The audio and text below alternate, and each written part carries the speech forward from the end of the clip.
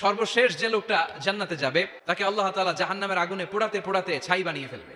আল্লাহ বলবেন, জিব্রাইল যাও একটু দেখো, একটা মাত্র সেজদা দিয়েছে আমাকে, এরকম কাউরে পাওয়া যায় কিনা। খুঁজে খুঁজে কাউরে পাবে না। আল্লাহ বললেন আবার দেখো, খুঁজে খুঁজে একজনকে পাবে, সামান্য ইমানের ছিটে ফোঁটা তার অন্তরে ছিল। আল্লাহ বলবেন যেহেতু ছিটে ফোঁটা আছে, অনেক মায়ের খাইছে, ওকে বের করে জাহান্নাম থেকে বের করে একটা নির্ধারিত দূরত্বে রেখে দাও, রেখে দেওয়া হবে। কিন্তু জাহান্নামের আগুনের লেলিহান শিখাতে তার গা ঝলসে যাবে। সে আল্লাহর ডেকে বলবে, মাবুদ তোমার কাছে আমি কিছু চাই না, জাহান্নাম থেকে তুমি আমাকে বের করেছো, জীবন নদীর পানি তুমি আমার গায়ের মধ্যে ঢেলে দিয়েছো, আমি আবার সজীবতা ফিরে পেয়েছি, আমি তোমার কাছে জান্নাত চাই না, শুধু নিরাপদ একটা দূরত্বে আমাকে রেখে আসো, যাতে জাহান্নামের আগুন আমারে কষ্ট দিতে না পারে।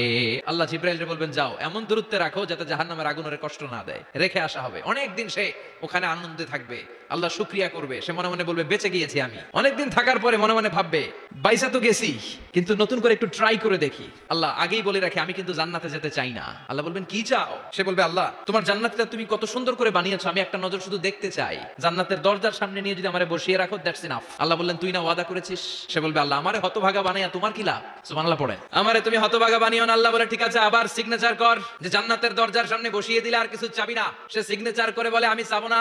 আল্লাহ বললেন জিব্রাইল বেচারারে ধরে জান্নাতের গেটের সামনে বসায় দে, এবার জান্নাতের গেটের সামনে বসে বসে জান্নাতের সৌন্দর্য দেখা শুরু করবে। সুবহানাল্লাহ।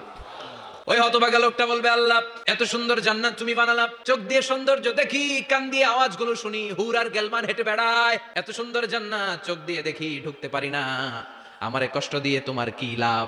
ও আল্লাহ আমারে তুমি মাফ করে দাও, জান্নাতের চিপার মধ্যে এক কর্নারে তুমি একটু আমারে জায়গা করে দাও। আল্লাহ বলবেন ওয়াই হাক ইবনা আদম, তোর ধ্বংস হোক হে আদম জাত, মা আগদারাকা, তোর চেয়ে বড় গাদ্দার আমি আমার সৃষ্টিকুলে কাউরে দেখি নাই, কারণ তুই আমার সাথে চুক্তি করিস আর চুক্তি ভঙ্গ করিস। আল্লাহর রহমতের দরিয়ায় তখন জোশ খেলে যাবে, ওর আকুতি মিনতি চাহনি আল্লাহর রহমতের দরিয়ার মধ্যে জোশ লাগিয়ে দিবে, আল্লাহর দয়া হয়ে যাবে, মায়া হয়ে যাবে। আল্লাহ বলবেন ঠিক আছে জান্নাতে যা। লোকটা এবার এক দৌড়ে জান্নাতের ভিতরে ঢুকে যাবে। লোকটার দৌড় দেখে আবার লোকটারে আল্লাহ ডেকে বলবে একটু দাঁড়া, জান্নাত তো দিছি, তো দৌড় দিলি কেন? সুবহানাল্লাহ কইবেন না? লোকটি বলবে আল্লাহ প্ল্যান তো আমি কম করি নাই, এত চেষ্টার ফলে আমি আসতে পারছি, আবার যদি তুমি বাইর করে দাও, এই জন্য এক দৌড়ে এমন চিপার মধ্যে লুকামো যাতে তুমি আমার না দেখো। আবার আল্লাহর রহমতের দরিয়ায় জোশ খেলে যাবে। আল্লাহ কাছে ডাকবে, কাছে আয়, ও গোলাম তোর কি মনে চায় আমারে বল, আজকে তুই চাইতে থাক, আমি দিতে দিতে তোর মনের সব আশা পূরণ করে দেব।